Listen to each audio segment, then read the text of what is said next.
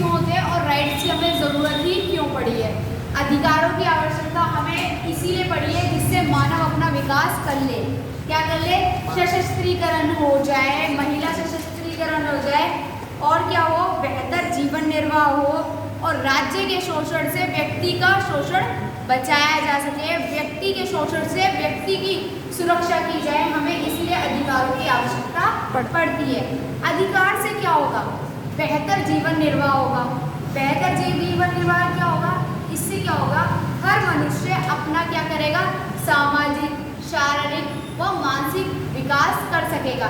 यदि उसके पास अधिकार होगा तो वो शिक्षा ले सकता है।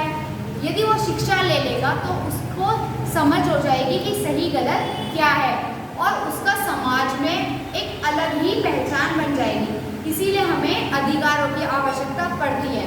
हमारे पास अधिकार कई तरीके के हैं, जिसमें प्राकृतिक अधिकार, मौलिक अधिकार, विधि अधिकार, संवैधानिक अधिकार शामिल है। संवैधानिक अधिकार क्या होते हैं? संवैधानिक अधिकार वे अधिकार होते हैं जो हमें संविधान के द्वारा मिलते हैं, जिन्हें हम मौलिक अधिकार कहते हैं। मौलिक अधिकार या संवैधानिक अधिकार दोनों एक ही हैं। इनका वर्णन हमें अनुच्छेद 12 से लेकर 35 तक मिलता है और इनकी संख्या मूल संविधान में 7 है, जिसमें समानता का अधिकार, स्वतंत्रता का अधिकार, शोषण के विरुद्ध अधिकार, धार्मिक स्वतंत्रता का अधिकार और सांस्कृतिक और शिक्षा का अधिकार, संवैधानिक उपचारों का अधिकार और संपत्ति का अधिकार शामिल है। संपत्ति के अधिकार को अब हटा दिया गया है। अब हम बात करते हैं प्राकृतिक अधिकार क्या होते हैं। प्राकृतिक अधिकार वे अधिकार होते हैं जो हमें प्रकृति से मिलते हैं, जैसे संपत्ति का अधिकार। पैदा होते ही हमें संपत्ति का अधिकार मिल जाता है, पिता की जायदाद में, ठीक है ना, हिस्सा मिल जाता है, संपत्ति का भाव, हमें जीने का अधिकार मिल जाता है। इस तरीके से होते हैं प्राकृतिक अधिकार।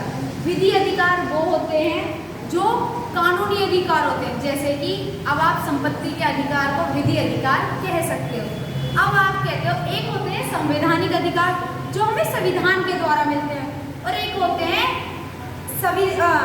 संवैधानिक संवैधानिकेतर का मतलब होता है एक्स्ट्रा कॉन्स्टिट्यूशनल।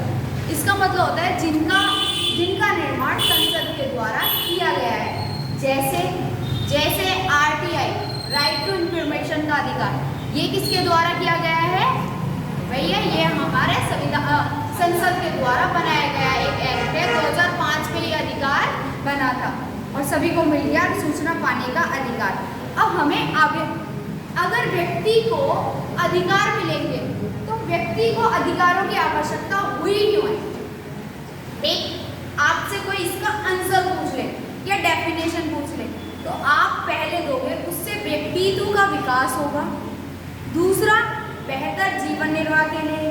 तीसरा, राज्य के शोषण से व्यक्ति की सुरक्षा के लिए। चौथा, व्यक्ति के शोषण से व्यक्ति की शोषण की सुरक्षा के लिए। अब पूछोगे आप तो राज्य के शोषण से व्यक्ति की सुरक्षा के लिए मतलब राज्य अगर किसी व्यक्ति के अधिकारों का उल्लंघन करता है तो उसकी सुरक्षा की जाएगी सुप्रीम कोर्ट के द्वारा।